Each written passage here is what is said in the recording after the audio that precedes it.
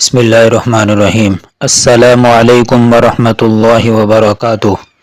ایک جوان حضور صلی اللہ علیہ وسلم کی خدمت میں حاضر ہوا اور عرض کیا کہ یا رسول اللہ، مجھے زنا کی اجازت دیجیے۔ فرمایا صبر کرو اور بیٹھ جاؤ، آج کل کوئی مولوی ایسے شخص کو اپنے پاس بٹھائے گا؟ یہ آپ صلی اللہ علیہ وسلم کا حلم و کرم تھا جو امت کے لیے سبق ہے کہ دعوت اللہ میں حکمت و تحمل کی ضرورت ہے۔ پھر آپ نے اس سے نہایت پیار سے فرمایا کہ یہ بتاؤ تمہاری ماں ہے؟ اس نے کہا جی ہاں۔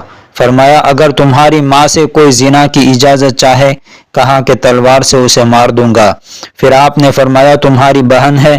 اس نے کہا جی ہاں۔ فرمایا اگر تمہاری بہن سے کوئی زنا کی اجازت مانگے، کہا تلوار سے اس کو بھی ڈھیر کر دوں گا۔ پھر آپ نے کہا تمہاری پھوپھی ہے، تمہاری خالہ ہے؟ ہر ایک کا نام لیا۔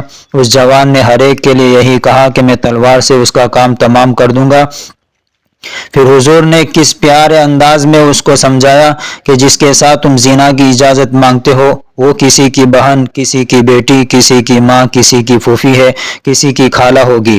پھر آپ نے اپنا دست مبارک اس کے سینے پر رکھ کر یہ دعا پڑھی، اے اللہ اس کے قلب کو پاک کر دے اور اس کی شرمگاہ کو محفوظ کر دے اور اس کے گناہ کو معاف کر دے۔